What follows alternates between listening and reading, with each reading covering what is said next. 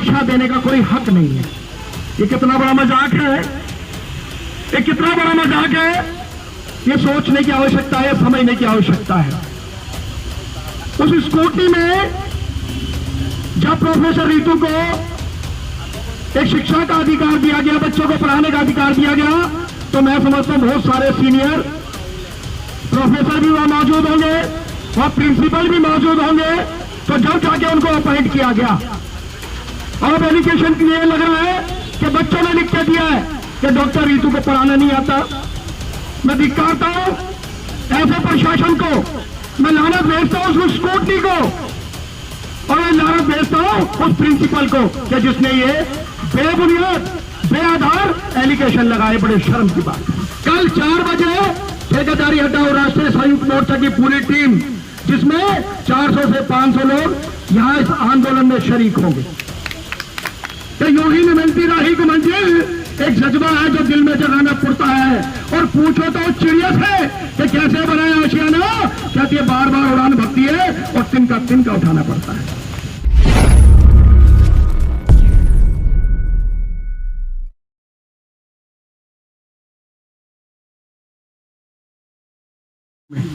और किसी भी कॉलेज में, और इस कॉलेज की जो प्रिंसिपल है उसने ये दावा किया है, ये एलिगेशन लगाया है कि डॉक्टर रितु को पढ़ाना नहीं आता, उनको शिक्षा देने का कोई हक नहीं है। ये कितना बड़ा मजाक है, ये कितना बड़ा मजाक है। ये सोचने की आवश्यकता है, समझने की आवश्यकता है।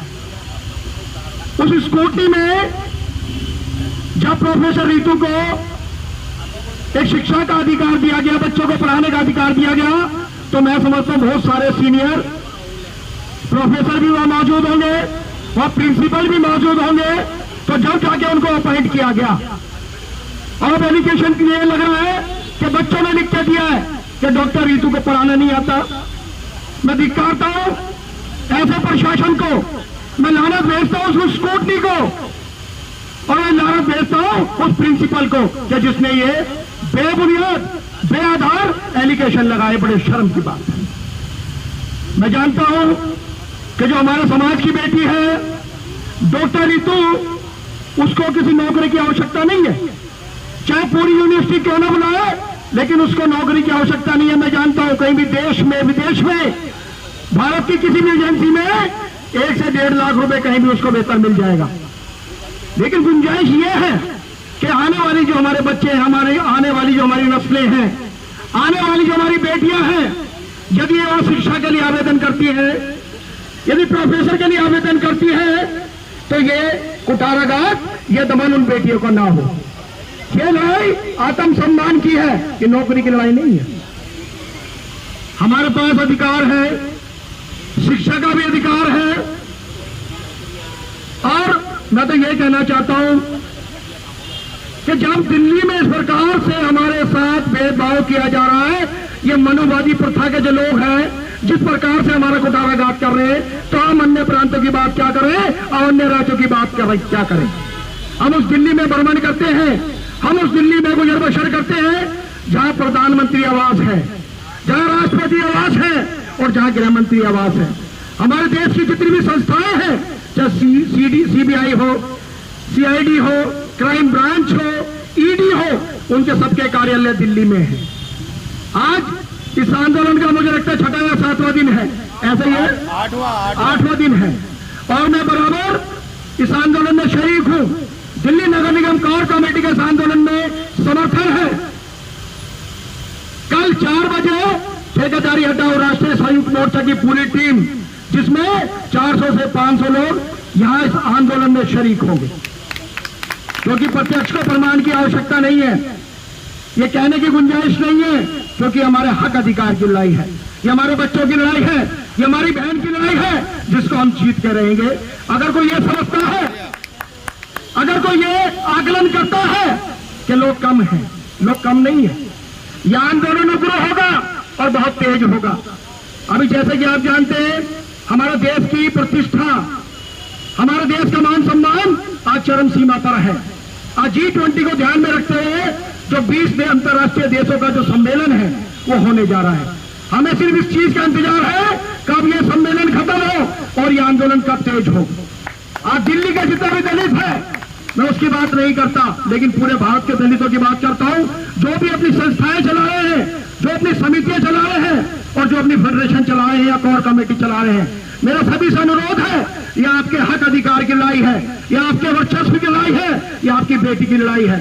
आप इसमें शरीक हो, आप इसका नेतृत्व करें और इस बेटी को इंसाफ दिलाएं जो आपके सामने आज ये उम्मीद रखती है कि मदद मांगती है। ये हव्वा की बेटी, ये राधा की हमजीत, ये यशोदा की बेटी, और जिन्हें नाज है इंद पर वो कहाँ है, और जिन्हें नाज है कौम पर वो यहाँ है। आपको भी आना पड़ेगा और आपको भी यहां बैठना पड़ेगा, क्योंकि जब तक इस रोड को जाम नहीं किया जाएगा, इस यूनिवर्सिटी को जाम नहीं किया जाएगा, तो मैं समझता हूं इस सरकार की भी आंखें नहीं खुलेगी, इस प्रशासन की भी आंखें नहीं खुलेगी। और जब तक इस कॉलेज की प्रिंसिपल डॉक्टर सविता रोय को हम जेल की सलाखों के पीछे नहीं देखेंगे, हम भी चैन से नहीं बैठेंगे। ये वायदा करते हैं हम, और ये शपथ पूर्वक वायदा करते हैं, जब तक अधिकार नहीं मिलेगा जब तक पीछे नहीं हटेंगे। हम बाबा साहब के अनुयायी हैं, हम बाबा साहब की संतान हैं, हम उस पिता के संतान हैं जिसने इस देश को संविधान दिया, कॉन्स्टिट्यूशन दिया, और किसी में वो वादा नहीं है। ये देश हमारा है, ये देश हमारा है, और इस देश में हर वो दलित, हर बहुजन जिसका प्रत्यारित किया जाएगा, जिसका शोषण किया जाएगा, ये लड़ाई उसी प्रकार से लड़ी जाएगी जैसे आज लड़ी जा रही है। ये केवल डॉक्टर रीतू की लड़ाई नहीं है, ये हर बच्ची की लड़ाई है, हर नौजवान की लड़ाई है, हर वृद्ध की लड़ाई है, हर छोटे बच्चे की लड़ाई है। आज ये समझ लीजिए आप, यदि आज हम पीछे हट गए, यदि आज हमने अपने पैर पीछे हटा लिए, तो अगला नंबर हमारा है। उस प्रकार की बात ना करें, उस प्रकार की मनोदिशा ना करें कि भगत सिंह पैदा तो हो लेकिन पड़ोसी के घर में पैदा हो। आज उस बेटी ने, कुछ लोगों ने ये कहा कि हो सकता है रीतू जी नौकरी के लिए आंदोलन कर रही है, ये डेमोन्स्ट्रेशन नौकरी के लिए है। उस लड़की में इतनी क्वालिटी है, उस बच्चे में इतना कैलिबर है, उस बहन में इतनी जज्बा है, इतने जज्बात है, कहीं भी चाहे इंग्लैंड हो, अमेरिका हो, फ्रांस हो, जर्मनी हो, बहुत बड़ी नौकरी मिल सकती है। लेकिन आज लड़ाई केवल यह है कि आज जो इस बेटी के साथ हुआ है वो किसी दलित बेटी के साथ ना हो। जिस प्रकार से आरएसएस की नीतियां हैं, भाजपा की नीतियां हैं, तो मैं तो यही कहूंगा कि यूं ही नहीं मिलती राही को मंजिल, कि यूं ही नहीं मिलती राही को मंजिल। एक जज्बा है जो दिल में जगाना पड़ता है, और पूछो तो चिड़िया है कि कैसे बनाया आशियाना, कहती है बार बार उड़ान भरती है और तिनका उठाना पड़ता है। तो आज जो तिनका आपने उठाया है, अपनी संख्या कम मत समझना, अपनी ताकत को कम मत समझना। आपने सुना होगा स्वामी विवेकानंद सरस्वती जी ने एक बात कही थी कि 10 विचारों के एक जैसे लोग मिल जाए, पूरे भारत में नहीं पूरे संसार में क्रांति ला सकते हैं। आप 100 के बराबर हैं, और वो मेरे जो 100 है वो 1000 के बराबर है। यह आंदोलन तेज होगा, और 7 तारीख के बाद इस आंदोलन को तेज करके दिखाना पड़ेगा। धन्यवाद। जय भीम, नमो बुद्धाय, जय भारत।